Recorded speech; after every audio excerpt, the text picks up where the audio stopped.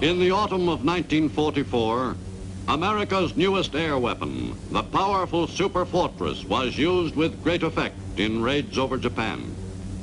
On these missions, the B-29s were exposed to attack by Japanese fighters. Without fighter cover, the huge bombers were vulnerable to these persistent attacks by the Japanese fighters. Just halfway between the B-29 bases in the Marianas and the target, Japan, the island called Iwo Jima was in an ideal position for use by the U.S. as a base from which to launch fighters to accompany the B-29s on their missions.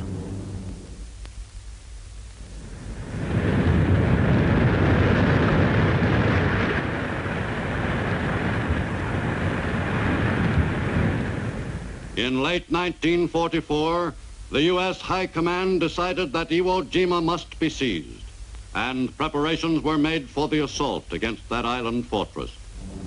Beginning in October, American B-24s made regular pre-invasion bomb runs to Iwo.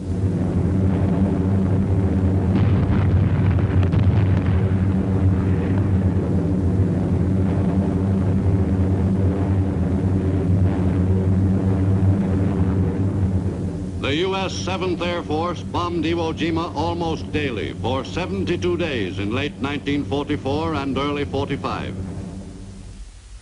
At U.S. bases in the Pacific, Marines of the 3rd, 4th, and 5th Divisions prepared for the assault. The invasion troops were accompanied on the trip to the objective by great quantities of materiel, the machines of 20th century war. With the assault forces aboard ship, the task force moved northward toward the island target in mid-February.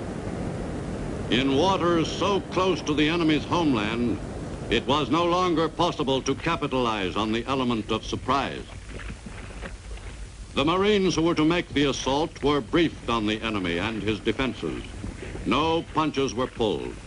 The men were told that Iwo was the closest thing to a fortress in the Pacific Ocean. At least they knew what to expect. There was nothing further the commanders could do to change the complexion of the head-on assault. Before the men stormed ashore to seize the island fortress, a last blessing was given by the troop chaplains. The final divine services on shipboard were attended by many of the assault Marines, who welcomed the opportunity to rededicate their efforts to God. The warships opened up on the island at 6:40 on D-Day morning. An interested observer aboard the flagship was Secretary of the Navy James Forrestal, who said at that time, "This target, like Tarawa, leaves very little except to take it by force of arms, character, and courage." Mount Suribachi, which dominated the island, was a prime target for Navy gunners. The preliminaries to the actual landing went off smoothly. H hour had been set at 9 a.m., and everyone was intent on making it on schedule. Trained to razor sharpness, the Marines took to the boats early on D-Day morning. Some 10,000 men of the 4th and 5th Marine Divisions left the transports to make the initial assault. On that faintly chilly February morning, the sea was calm. Many of the Marines were veterans of other campaigns. Some had never been in combat before. Men like Private First Class Harold Wergers. I tried to figure out what time it was in St. Louis, my hometown. This operation had all the earmarks of being a real fight. At a time like this, you felt all keyed up inside, the blood coursing through your veins so fast your fingertips tingled.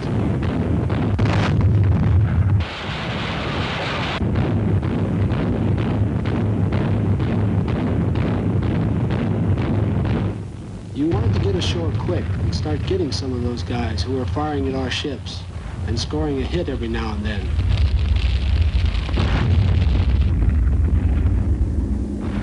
It seemed like hours getting to the beach.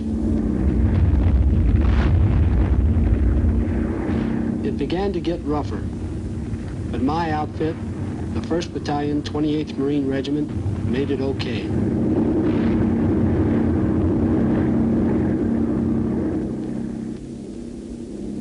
We landed on schedule. It seemed weird, knowing how many Japs there were, getting set to let you have it, but not being able to see a one of them. Pretty soon you knew for sure they were there. On the beach it got really rugged.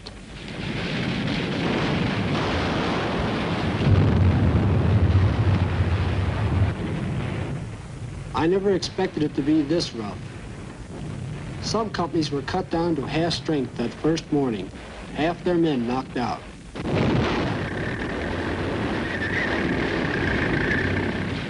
More men were landed, including the rest of my regiment, the 28th Marines.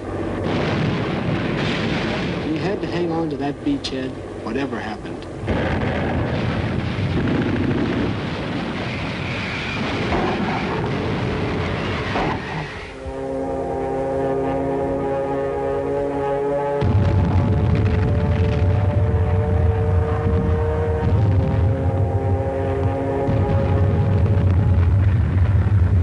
What made it even tougher was the slow going in that volcanic sand. It slowed us down, and it slowed the equipment down. The fight for the beachhead at Iwo was a real nightmare. I don't think any of us will ever forget it. That first morning, about a third of the men in our company got hit. But we kept on fighting for that toehold. Iwo didn't get any more comfortable at any time during those first few days. The corpsmen had their hands full. They were busier than any of us. A lot of our equipment got bogged down in the loose sand and was knocked out by the enemy. And an awful lot of Marines got it on the beach at Iwo. On the evening of D+2, the U.S. ships offshore were attacked in a heavy air raid.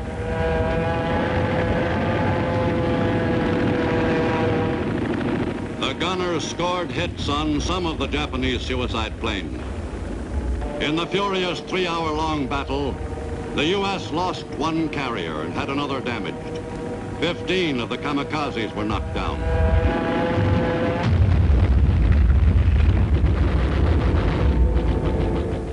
From Mount Suribachi, the Japanese poured their fire on the landing beaches below.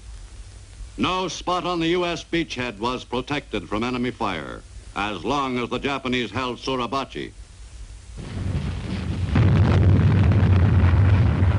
The job of bringing additional troops ashore under that heavy pounding was a delicate operation.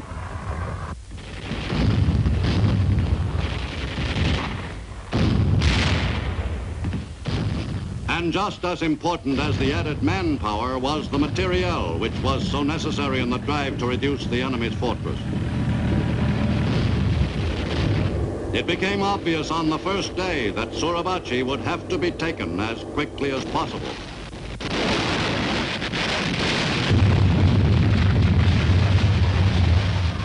Elements of the 28th Marine Regiment were assigned the job of seizing Suribachi, including Private First Class Werger's unit. We gave the Hot Rock everything we had.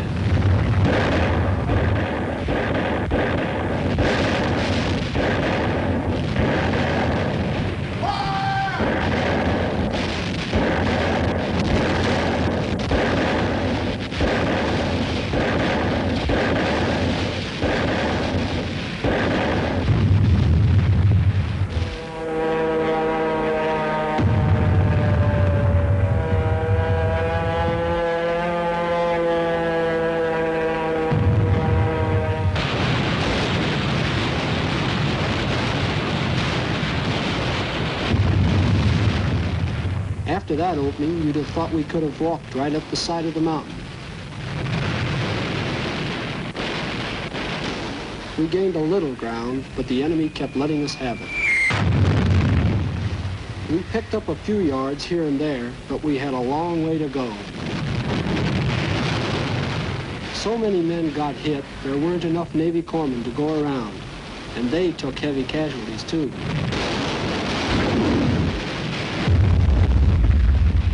We kept pushing ahead, making every clip count. But it was tough going. They kept pouring it down on top of us.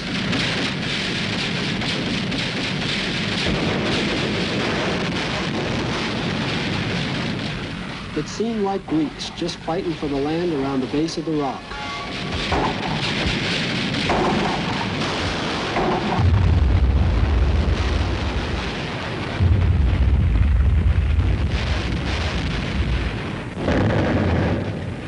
Finally, on what they tell me was the 4th day on Iwo, we began to pick our way up the slope.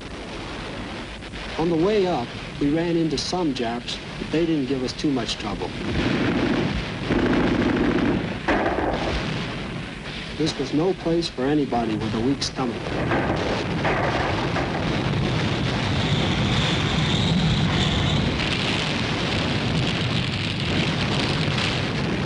The Marines of the 28th Regiment spent 4 days in getting to the crest of the 556-foot-high mountain.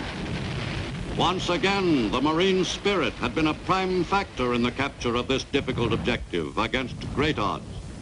On February 23, 1945, the Marines raised the U.S. flag atop Mount Suribachi as a signal to the troops below that the mountain was won. That flag was seen around the world. During those first 5 days on Iwo, the Marine Corps suffered 6,845 casualties. Of that number, 5,284 were wounded, and a great many of those men were saved. Most of the wounded were surgical cases. Some of the casualties were suffering badly from shock. The men who took Suribachi were able to appreciate why it had been so tough. The enemy had been solidly entrenched. The Japanese on Iwo's mountain had fought one of the most determined defenses of the war. But it had proved fruitless. Hundreds of dead Japanese soldiers were strewn about the slopes of Mount Suribachi after the battle. The situation was reversed. The U.S. forces now dominated the southern end of the island. The original U.S. beachhead was littered with wrecked equipment. But though a considerable amount of materiel had been rendered useless to the U.S. fighting men on Iwo, other machines and weapons in impressive quantities had been successfully brought ashore and put to use against the enemy. Ground Forces Commander Marine General Holland Smith was anxious to have the area cleared of enemy mines and rendered safe for the landing of additional reinforcements and supplies for use in the drive north on the island. 3rd Marine Division combat troops, which had been held in reserve, landed on Iwo with 3rd Marine Division headquarters and attached units. The 2 regimental combat teams of the 3rd Marine Division now on the island were to be used in the center of the drive north. The reinforcements, too, were surprised by the difficult footing.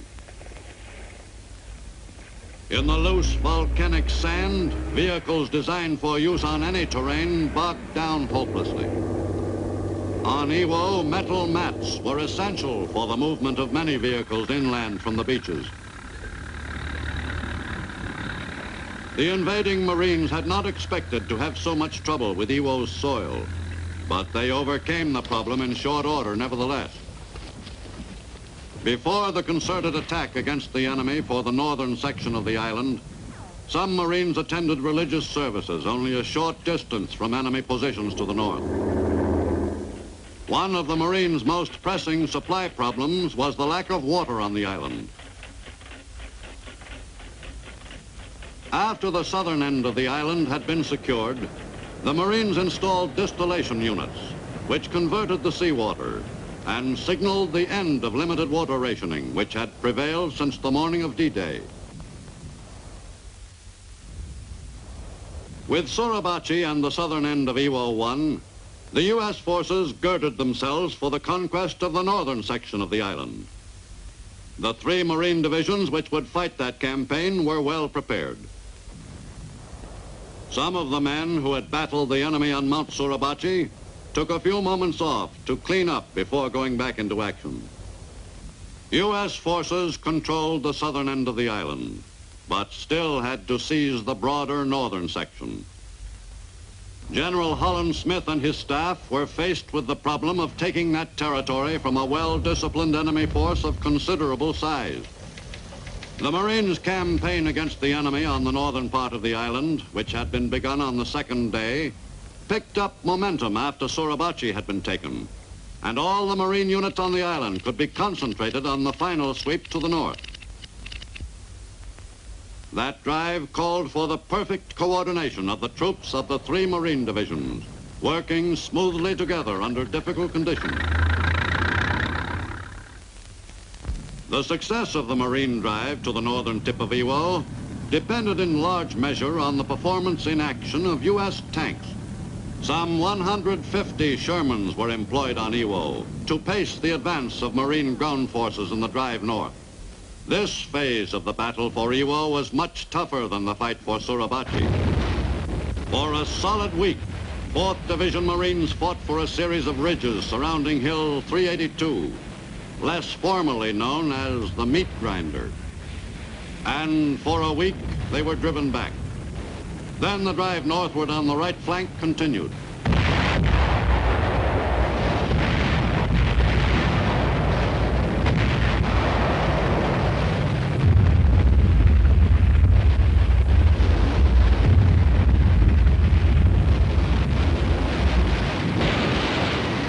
Once its rockets were fired, the vulnerable rocket launchers quickly left the area. Casualties grew heavier as the Marines pushed the frantic enemy into a smaller and smaller corner of the island.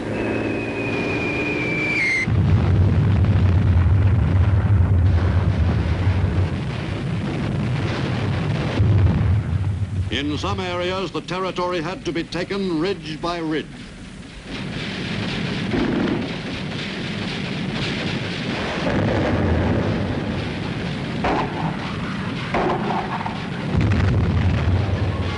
The drive for the capture of the 3rd Airfield on Iwo was executed by 3rd Division Marines, who led the advance up the island at the point of the wedge-shaped offensive.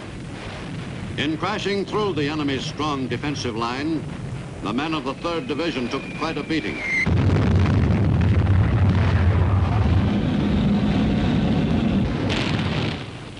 The men of the 2 regimental combat teams of the 3rd Marine Division broke the back of the enemy's main stand in the north of Iwo.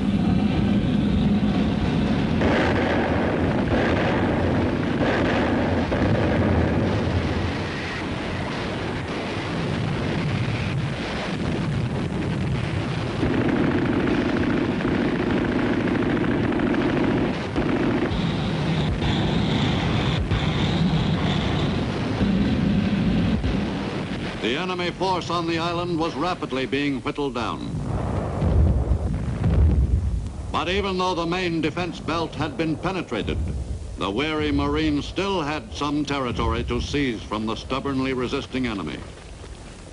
The U.S. force had suffered the loss of much equipment and thousands of fighting men.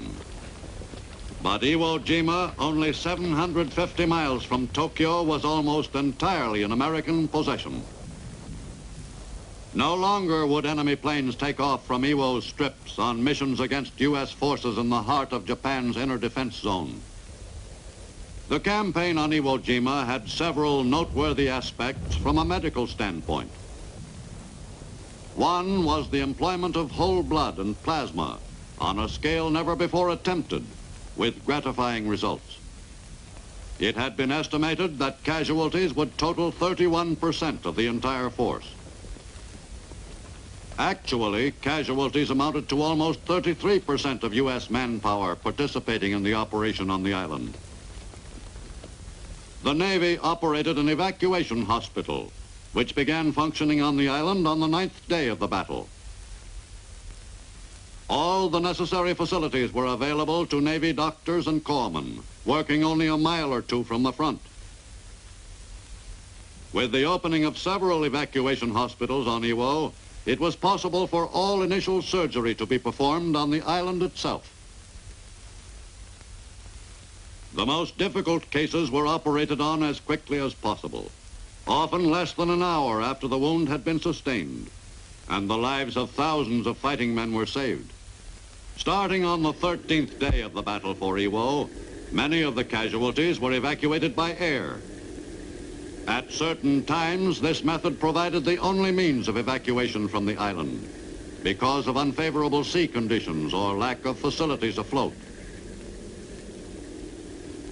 During the last 3 weeks of the battle on Iwo, about 100 casualties a day were put aboard planes and flown off the island.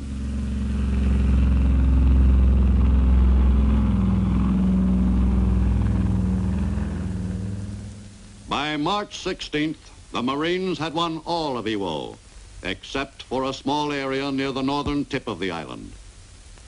Japanese who had been taken prisoner were used to appeal to their brothers in arms to surrender. But in most cases, the appeals were not as successful as other methods of persuasion.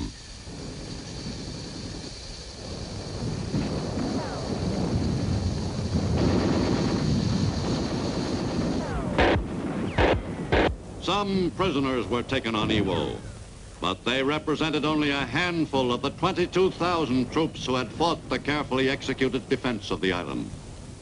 Only 217 prisoners were taken, 159 of them Japanese. As on other Pacific battlegrounds, the soldiers who surrendered spoke readily about the location of their positions. The Marines were eager to clean out the last enemy pocket.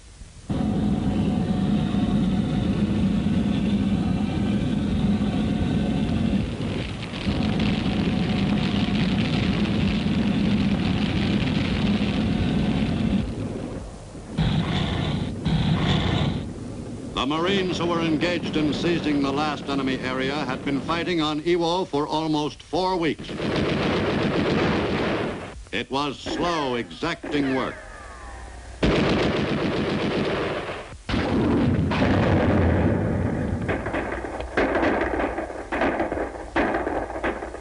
Finally, by March 25th, the men completed the job.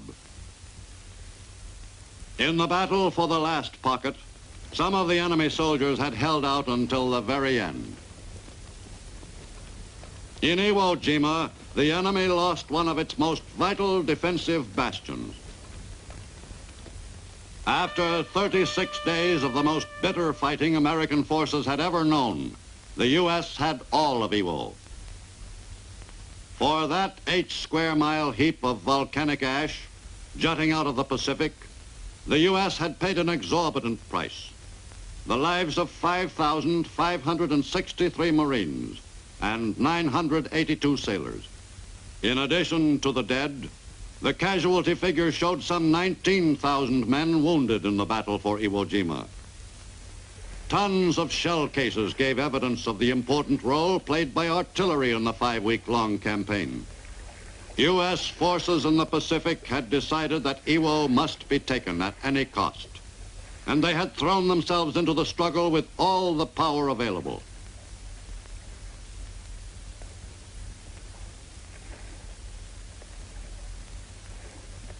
With the job successfully accomplished, the top priority assignment was the extension of one of the airfields so that it could accommodate America's newest heavy bombers. Marine engineering units and Navy construction battalions accomplished their job in miraculously short order. The field's great value to the U.S. lay in its use as an emergency base for crippled B-29s, unable to return all the way to their Marianas bases. More than 850 damaged B-29s landed safely at Iwo during the following 3 months. In addition, Iwo strips provided a perfect base for U.S. fighter planes, now capable of making it to Japan and return. With fighter cover, the raids on Japan were less hazardous. After the victory at Iwo, Okinawa was the next major enemy island on the U.S. schedule. An assault force of soldiers and Marines made the invasion on Easter Sunday, 1945.